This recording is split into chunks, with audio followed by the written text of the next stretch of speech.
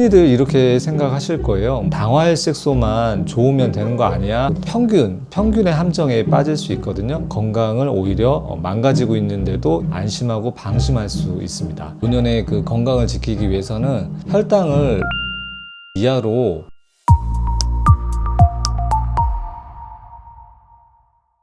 안녕하세요. 기능의학 의사 김원장입니다. 자, 오늘은 이제 건강하고 오래 살기 위해서 우리가 꼭 해야 되는 가장 첫 번째, 가장 중요한 내용이 무엇인지 한번 이야기해 보도록 하겠습니다. 보통 이제 설문조사 상에서는 이제 건강을 위해서 노력하는 부분이 이제 정기적인 건강검진을 하는 것에 가장 신경을 많이 쓰고 있고요. 그 검진상에서 수치가 이상이 있다면 그 수치를 추적, 관찰하는데 시간과 돈을 들이고 있습니다. 두 번째로 가장 많이 하는 것은 이제 건강기능식품, 이제 영양제를 여러 가지 이제 복용하고 있는 것입니다. 그래서 유튜브를 통해서 이제 영양제를 이제 하나 둘씩 이렇게 구해서 먹고 계시는 분들이 상당히 많습니다. 그래서 제 환자 중에서는 그 유튜브 보고서 하나씩 두 개씩 구매하다 보니까 50가지, 70가지까지 이렇게 구매를 해서 먹고 있는 분도 이렇게 발견하게 됩니다.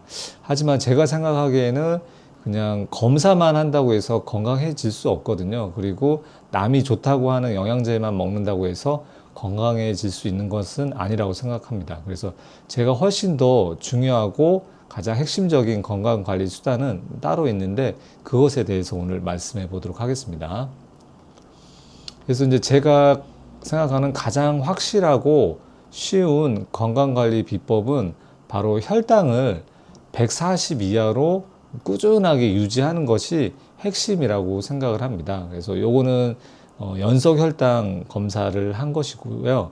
제 검사 결과인데 140을 24시간 동안 한 번도 안 넘어간 거거든요. 이런 식으로 혈당을 140 이하로 유지하는 것이 가장 중요하고 가장 쉬우면서 건강을 지킬 수 있는 핵심적인 방법이라고 생각을 합니다. 그래서 이런 것을 어떻게 할 수 있는지 그리고 왜 중요한지 그것에 대한 내용을 오늘 자세히 한번 설명해 보도록 하겠습니다.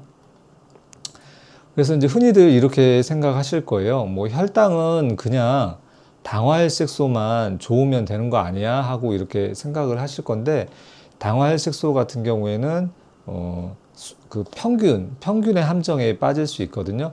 평균적인 수치는 괜찮지만 실제적으로 그 평균 사이에서 심각하게 벗어나 있는 값들이 발생할 수 있기 때문에 그러한 경우에는 건강을 오히려 망가지고 있는데도 이 당화혈색소만 보고서 안심하고 방심할 수 있습니다.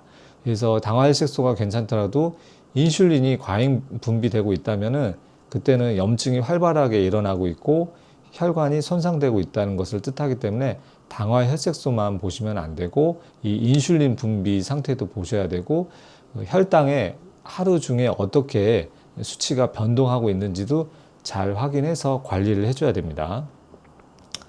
그리고 또 요것만 식후 2시간 후에 혈당을 측정해 보시는 분들이 많이 있어요. 그래서 당뇨 환자도 물론 측정을 하지만 당뇨가 아닌 환자도 식후 2시간 혈당을 측정을 해서 관리를 하는데 그것만 좋으면 되는 거 아니냐 이렇게 착각하실 수 있는데 절대 그렇지 않다는 것을 알고 계셔야 됩니다.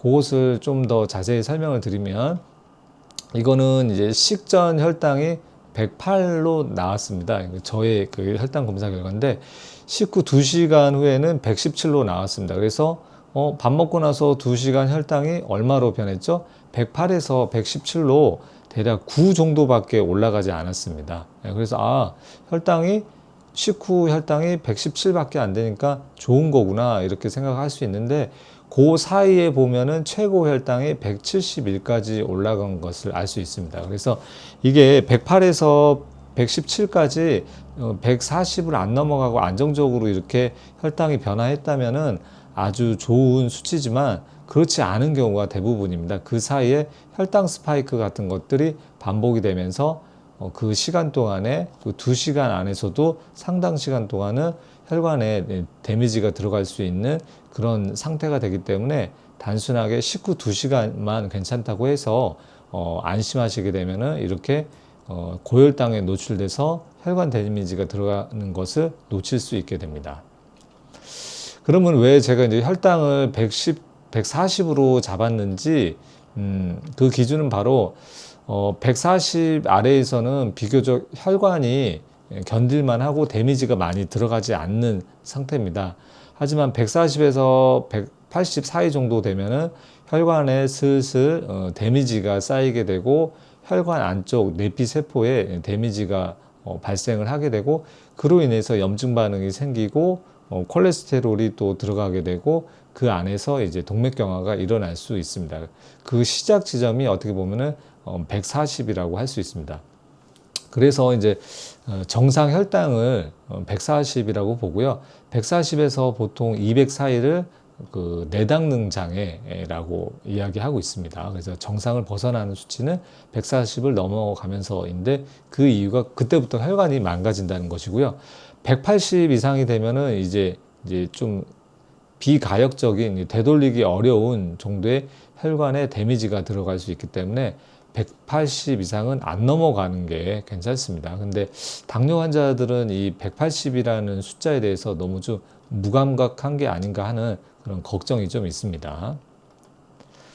그 대부분의 건강 문제는 이제 혈관 문제와 관련이 있습니다. 그래서 뇌졸중, 그렇죠? 이제 뭐 뇌출혈이나 뇌경색 같은 뇌졸중도 혈관 문제고요.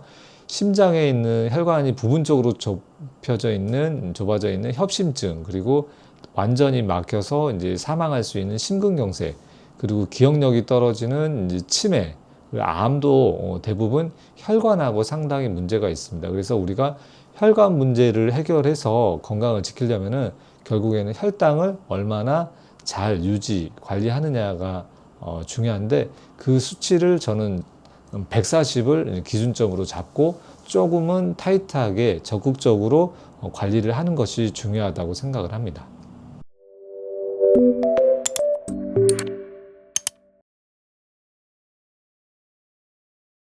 단순히 혈당 수치만 보는 게 아니라 결국에는 핵심은 시간입니다. 시간. 얼마 동안 그 정상 범위에 머물러 있느냐. 반대로 하루에 얼마 동안 140 이상으로 혈당이 고혈당으로 유지되고 있느냐. 그것을 평가하는 것이 중요합니다. 그래서 그것을 타임 인 레인지라고 하고 TIR이라는 약자를 사용합니다.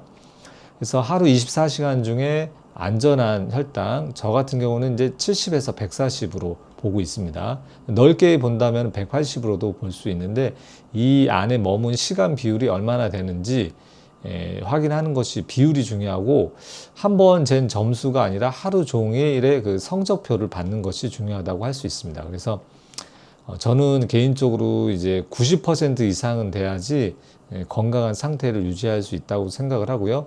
이 수치를 가급적이면은 100%, 즉 하루 종일 140을 안 넘게끔 관리를 하는 것이 핵심이라고 볼 수 있겠습니다.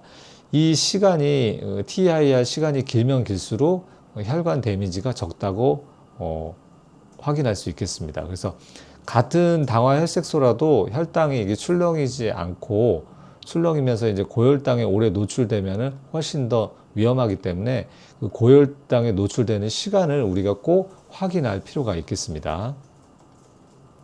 그래서 이제 그거를 확인하기 위해서는 연속혈당 측정기를 사용할 필요가 있습니다. 이렇게 팔에 지금도 저는 달고 있거든요. 그래서 지금 실시간으로 핸드폰을 통해서 혈당을 확인을 하고 있습니다. 그래서 이렇게 잘 관리하는 날은 이렇게 저 같은 경우는 이렇게 100%, 100점이 나오는 날도 있고요. 어떤 당뇨 환자분은 39점이죠. 39%밖에 안 되는, 140 밑으로 떨어져 있는 시간이 39%밖에 안 됩니다. 그러면 상당히 혈관에 많이 데미지가 들어간 걸 확인할 수 있고요. 이 환자도 당화 혈색소를 보면은 7% 미만으로 나오는 경우가 많습니다. 그래서 당화 혈색소만 보시면 안 되고 꼭 TIR, 타이밍 레인지, 그 시간을 꼭 체크해 보시는 게 좋겠습니다. 이렇게 해서 생기는 일이, 이렇게 혈당이 올라가면서 생기는 일이 결국 당뇨 합병증인데, 결국 이 당뇨 합병증은 미세하고 가는 혈관부터 망가지기 시작을 합니다.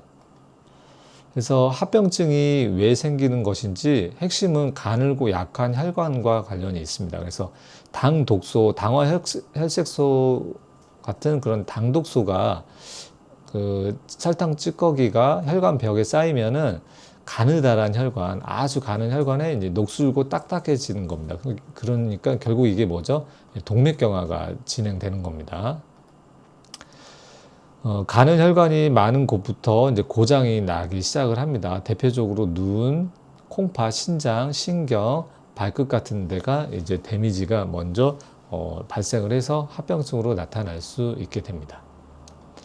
그래서 눈 같은 경우에는 이제 혈관이 터지고 새어나와가지고 시력이 흐려지거나 심한 경우에는 이제 실명까지 생길 수 있는 것이죠. 그리고 신장도 이제 혈액을 걸러가지고 소변을 만드는 기관인데 이 기능이 떨어지면서 소변 생산량이 줄어들고 결국에는 투석까지 해야지 되죠. 그래서 투석을 하게 되면은 일주일에 3번씩 4시간씩 이렇게 투석기 붙어 있어야 됩니다. 그래서 제대로 이제 일상생활을 거의 불가능하다 이렇게 볼 수 있습니다. 그리고 신경하고 발, 손발이 저리고 상처를 잘 못 느끼고 심하면은 괴살해서 이제 발가락을 절단한다든가 발목을 절단한다든가 그런 이제 염증 반응이 생길 수 있습니다.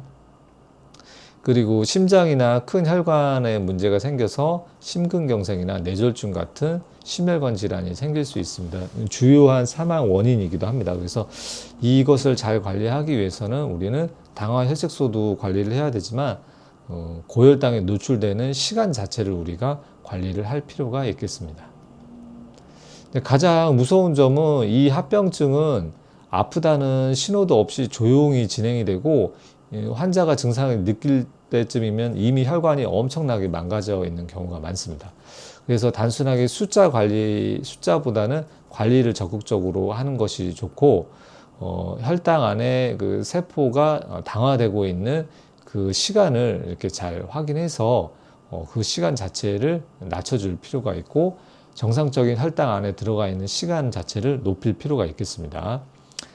어느 정도는 이제 되돌리기가 가능하니까 열심히 하시면은 좋은 결과가 있을 것으로 보입니다. 그래서 뭐 쉽게 이렇게들 생각을 하세요. 당뇨는 그냥 혈당 수치가 높은 병이 아니냐. 그냥 약 먹고 단 거 줄이면 되잖아. 이렇게 쉽게 생각을 하는데 진짜 무서운 건 이 혈당 수치가 아니라 이 혈당이 몸속에서 무슨 일이 벌어지는지 그것을 좀 자세히 이해할 필요가 있습니다. 그래서 산소 배달부인 적혈구에서 일어나는 문제고요. 이 적혈구 안에 그 단백질, 산소를 운반하는 바구니 역할을 하는 혈색소가 끈끈해지는 문제가 생기고, 이것들이 쌓여서 이제 세포에 손상을 주는 단백질에 손상을 주는 당 독소가 생기는 게 문제가 되겠습니다. 그래서 혈당이 높으면은 이제 세포가 숨을 제대로 쉬지 못하게 됩니다. 숨을 쉰다는 것은 호흡을 한다는 것은 결국 산소를 공급해주고 이산화탄소를 받아들여서 에너지를 생성을 하고 세포가 숨쉬게끔 살 수 있고 기능을 제대로 하기 위해서는 필수적으로 이렇게 숨을 제대로 쉬어야 합니다. 근데 혈당이 높게 되면은 세포의 산소 공급이 제대로 안 돼서 세포의 기능이 확 떨어지는 것을 알 수 있습니다. 그래서 우리 몸의 산소 배달 트럭이라고 할 수 있는 그 혈관에 있는 세포가 혈액에 있는 세포가 적혈구입니다. 그래서 빨갛게 보이는 적혈구인데 빨갛게 보이는 이유가 이제 혈색소라고 하는 그 단백질에 철분이 들어있는 것이죠. 그래서 철분과 산소가 만나서 산화 반응으로 이제 그 빨간색으로 보이는 세포입니다. 그래서 폐에서 산소를 싣고 온몸 구석구석으로 가서 세포들에게 산소를 공급해주는 아주 우리의 그 생명을 유지하는데 핵심적인 역할을 한다고 할 수 있습니다. 근데 생김새를 보면은 이제 가운데가 움푹 들어간 이런 도너츠 모양으로 되어 있습니다. 그래서 수명은 짧게는 60일이고 길면은 120일이라고 그리고 나서 새로운 적혈구로 이제 교체가 됩니다. 그래서 우리 몸에 세포가 몇 개나 있는지 살펴보면은 약 37조 개 정도의 우리 몸 세포가 있는데 이 적혈구가 중요한 이유는 적혈구가 차지하는 비율이 84%입니다. 그래서 적혈구를 뺀 나머지 세포의 개수가 16%밖에 안 되고요. 적혈구가 84%를 차지할 정도로 거의 우리 몸의 대다수의 세포를 차지하고 있는 게 적혈구라고 할 수 있습니다.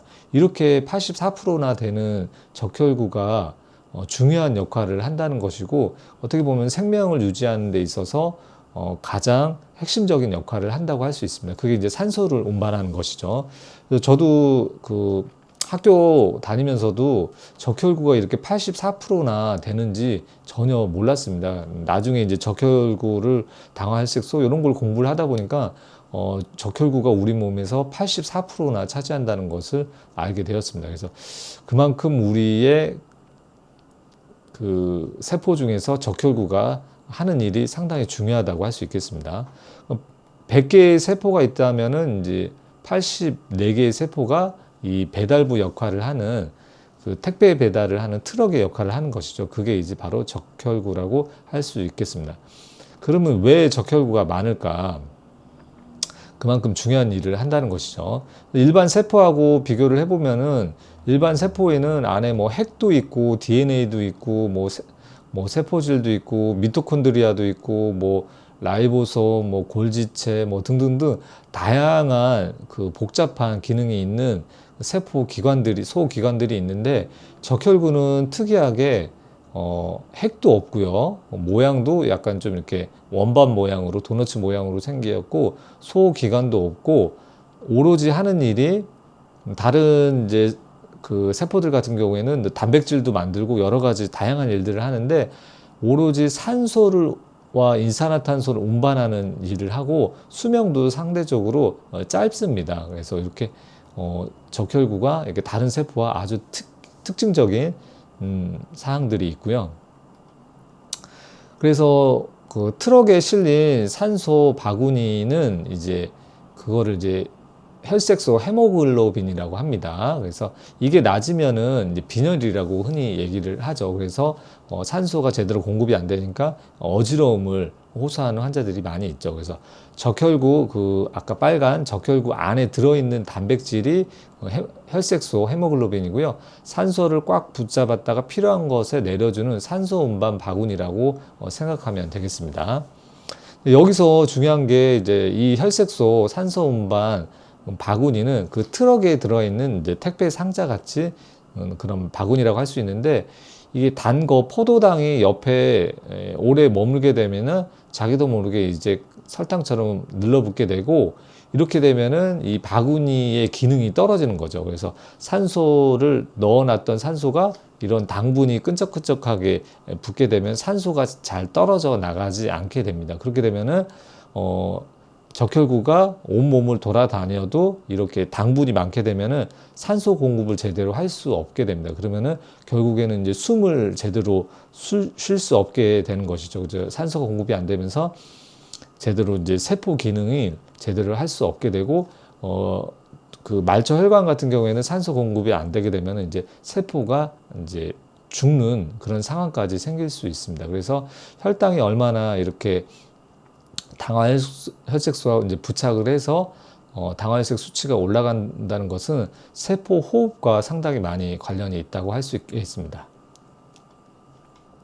혈당이 이제 설탕처럼 코팅이 되는 과정을 살펴보면은 혈당이 높을수록 더 많이 빨리 달라붙게 됩니다. 그래서 빵이나 뭐 그 쌀밥이나 흰 쌀밥, 빵, 뭐 이렇게 설탕이 들어간 음료수 이런 걸 먹게 되면은 혈액의 포도당이 급격하게 올라가게 되고요.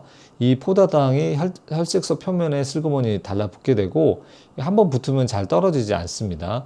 이렇게 포도당이 설탕처럼 이제 붙은 혈색소가 바로 우리가 흔히 얘기하는 당화혈색소입니다.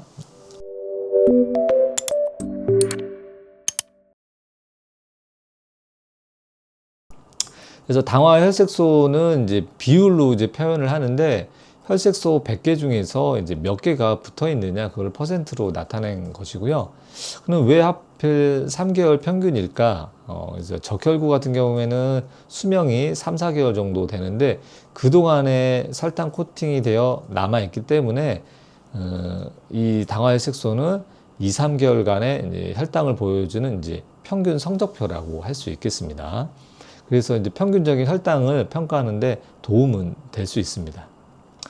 그래서 이제 좀 주목해야 될 부분은 이제 적혈구 수명이 왜 2에서 4개월일까, 뭐 60일에서 120일일까 이렇게 볼 수가 있습니다. 그래서 당화가 빨리 될수록 일찍 적혈구가 죽는다고 볼 수 있습니다. 그래서 지금 당화 혈색소가 높다는 얘기는 무슨 얘기냐면 그 적혈구에 그 당화가 많이 돼가지고 당화가 많이 되면은 산소를 전달하는 능력이 떨어지기 때문에 우리 몸의 입장에서 보면은 이 적혈구를 오래 두면 안 되거든요. 그러면 이게 빨리 새로운 세포로 교체를 해야 된다는 것이죠. 그래서 이거는 쓸 수 없는 적혈구 세포라고 판단이 되고, 그러면 우리 몸에 이제 비장이라 하는 그런 장기에서 이런 당화가 많이 된 적혈구 같은 경우에는 포집을 해가지고 제거를 하는 과정이 생길 수 있습니다. 그래서 당화혈색소가 높다는 얘기는 곧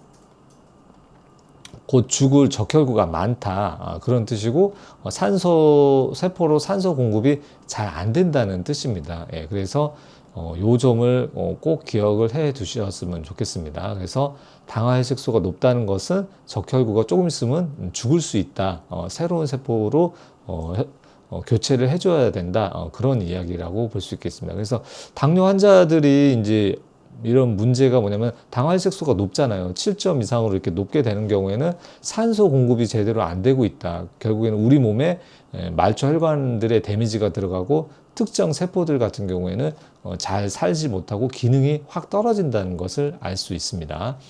그래서 당화혈색소, 혈당을 관리하는 것이 이렇게 중요하다고 볼 수 있겠습니다. 그래서 혈당이 높으면은 이제 에너지 공장까지 이제 망가지게 되는데요. 그 에너지 공장이 이제 미토콘드리아라고 볼 수 있거든요.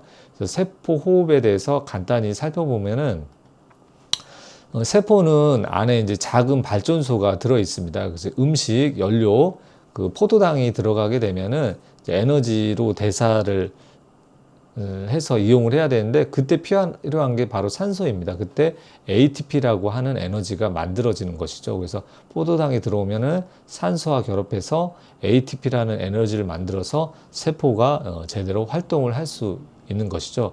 이 적혈구가 배달해준 산소를 꼭 이용을 해야 합니다. 그래서 포도당, 설탕이 붙으면은 왜 숨이 막힐까? 그 산소를 더 꽉 쥐고 있습니다. 그 설탕이 붙은 혈색소는 산소를 잘 이렇게 세포로 전달을 해주지 못하기 때문에 정상 세포에 산소가 부족한 상황이 될 수 있는 것이고요. 그리고 혈관이 더 좁아져 가지고 산소 공급이 제대로 안 될 수가 있습니다. 당독소 같은 경우에는 혈관벽을 더 두껍게 하고 뻣뻣하게 만들어서 이런 적혈구가 지나가는데 방해가 될 수 있습니다. 그리고 이제 발전소 부품, 예를 들어 미토콘드리아에 있는 그런 기관들이 당독소가 들어가게 되면은 들러붙어 가지고 산소가 와도 에너지를 제대로 만들지 못하게 됩니다. 그래서 결국에는 산소가 와도 이제 공급이 잘 안 되고 늦게 들어오고 제대로 사용하지 못하게 돼서 세포가 굶어 죽게 되는 것입니다. 이게 이제 뇌세포에서 이런 것들이 일어나게 되면은 결국에는 이제 치매까지 진행된다고 할 수 있겠습니다. 이 모든 게 연결이 되어 있는데, 혈당이 계속 높으면은 설탕이 혈색소에 달라붙어서 당화가 되고요. 그러면은 이제 산소를 제대로 못 내려놓게 되고, 산소가 모자라면은 세포 발전소가 제대로 돌아가지 못하고 세포에 에너지가 제대로 공급이 못 되고, 거기에다 이 당독소는 그 미토콘드리아의 그런 발전소 부품 이런 것들을 녹슬게 해서 망가지게 합니다. 그래서 결국에는 에너지가 고갈되는, 제대로 에너지가 만들어지지 못해서 세포가 노화가 되고 기능이 떨어지면서 건강이 악화가 되는 것이라고 할 수 있겠습니다. 그래서 이제 하루 혈당도 중요하지만 이제 당화 혈색소도 중요하고, 하루 순간순간의 혈당도 우리가 중요하다고 할 수 있지만 3개월 평균적인 혈당도 중요합니다. 그리고 정말 중요한 게 타임 인 레인지라고 하는 그 24시간 동안 정상 범위 혈당 안에 들어있는 시간도 상당히 중요하다고 할 수 있겠습니다. 저는 이게 훨씬 더, 세 번째 게 훨씬 더 중요하다고 생각을 하고 있습니다. 근데 이 숫자는 당화혈색소 같은 경우는 이제 5.6 이하로 이제 정상으로 보고, 그다음에 5.6 이상이 되면은 이제 당뇨 범위라고 하고, 그 사이를 이제 당뇨 전 단계라고 합니다. 하지만 이 당뇨 전 단계에서도 상당히 혈관 데미지가 쌓일 수 있기 때문에 당뇨가 아니라고 해서 안심하고 방심하시면 절대 안 됩니다. 그래서 그 당화 혈색소별로 그 평균 혈당을 체크할 수가 있거든요. 예, 그래서 당화 혈색소가 6.5가 되는 순간 평균 혈당이 140이 됩니다. 이때부터는 평균 혈당이 140이지 실제로 평균보다 훨씬 높은 혈당 구간을 유지하는 경우가 많습니다. 그래서 저는 개인적인 목표는 5.2, 5.6 사이, 가급적이면은 5.2를 목표로 하려고 하고 있고요. 그래서 평균 혈당을 103으로 맞추려고 하고 있습니다. 그래서 당화혈색소는 이제 적혈구가 이제 죽는 속도라고 볼 수 있고요. 이게 높을수록 몸에 산소 공급이 제대로 되지 않아서 다른 세포의 기능이 떨어지고 죽는 그런 기능까지 생길 수 있겠습니다. 그래서 이렇게 가장 중요한 게, 그래서 140 이하로 어떻게 유지를 할 거냐, 그게 중요한데, 그 방법이 바로 제가 늘 강조드리고 있는 첫 번째 거꾸로 저탄수화물 먹기 영상이죠. 거저 먹기 영상이고, 요 아래는 이제 그것을 혹시라도 혈당이 올라가게 되면은 그 혈당을 눌러줄 수 있는 방법이 바로 운동이죠, 운동. 그 운동 중에서 존투 트레이닝, 슬로우 조깅에 대해서 자세히 설명한 게 이 두 가지 영상입니다. 그래서 혈당을 140으로 어떻게 효율적으로 확실하게 유지하는 방법은 이 거저 먹기하고 존투 트레이닝이라고 할 수 있겠습니다. 그래서 요거를 또 자세히 설명을 드리면은 30분도 더 소요가 될 수 있기 때문에 요거는 해당 영상을 보시면 좋겠습니다. 혈당을 올리고 당뇨를 악화시키는 이제 숨은 원인도 또 있거든요. 이제 기능의학 의사인 제가 살펴보는 원인은 이런 것들이 있습니다. 장 속에 유해균이 있는지, 그래서 소변 유기산 검사를 하면은 이렇게 장 속에 세균이, 일반 세균이 과증식되어 있는지 확인이 가능하고요. 그리고 유산균이 부족하진 않는지, 이렇게 곰팡이가 몸속에 과증식되어 있는지 확인을 하는 것도 상당히 중요한 당뇨 관리 포인트가 되겠습니다. 그래서 이런 검사도 한번 해보셔가지고 관리를 하는 게 좋겠고요. 그리고 몸속에 축적되어 있는 중금속이 있는지, 특히 수산물을 자주 드시는 분은 이 중금속이 많이 축적되어 있는 경우가 상당히 많습니다. 대표적으로 수은, 나, 카드뮴, 비소. 특히 비소 같은 경우에는 췌장에 데미지를 직접적으로 줘서 혈당을 조절하는데, 당뇨를 악화시키고 고혈당을 유발하는 데 중요한 중금속입니다. 이 네 가지 전부 다 중요한 중금속이기 때문에 한번 중금속 검사를, 혈액과 모발 검사를 해서 관리를 하는 것도 상당히 중요한 포인트가 되겠습니다. 그 외에도 이제 과부하 화합물 같은 것도 이제 불소와 탄소의 그 화합물인데 인공 화합물이거든요. 대표적인 게 테플론의 코팅, 테플론이라고 하는 물질이 후라이팬 코팅으로 사용되는데 거기에 이제 들어있는 대표적인 물질들이 있습니다. 이것도 내분비 교란을 일으키고 혈당을 교란시키는 중요한 물질이니까 이것도 확인을 하고 해독을 해주거나 관리를 해주는 것이 좋겠습니다. 그래서 요 식이요법하고 거저먹기, 존투 트레이닝, 슬로우 조깅은 고정 댓글을 확인해 보시면은 제가 링크로 남겨 놓도록 하겠고요. 이 방법을 통해서 제가 목표 내 혈당을 100점, 140에서 70 사이로 이게 100% 유지하는 방법이, 이 방법을 이용했으니까 시청하신 분들도 이 방법을 이용해서 최대한 140 이하로 유지를 하고, 가급적이면은 이제 90% 이상으로 목표를 잡아서 관리를 해주시면은 건강 관리하는데 아주 큰 도움이 될 것으로 보입니다. 건강을 제대로 관리하고 싶다면, 혈당을 제대로 관리하고 싶다면, 당뇨를 약 없이 치료하고 싶다면은 이런 방법으로 치료를 하고 있는 그런 검사를 하고 관리를 하고 있는 가까운 기능의학병원에 방문을 해 보시고요. 기능의학병원 찾는 방법은 고정 댓글에 링크로 해 놓을 테니까 그 영상을 통해서 가까운 기능의학병원을 찾아보시면 좋겠습니다. 네, 오늘 영상은 여기까지 말씀드리고요. 네, 오늘 영상도 도움이 되셨다면은 구독과 좋아요, 알림 설정을 해두시면은 못 보신 분들에게도 전달될 수 있으니까 꼭 해주셨으면 좋겠습니다.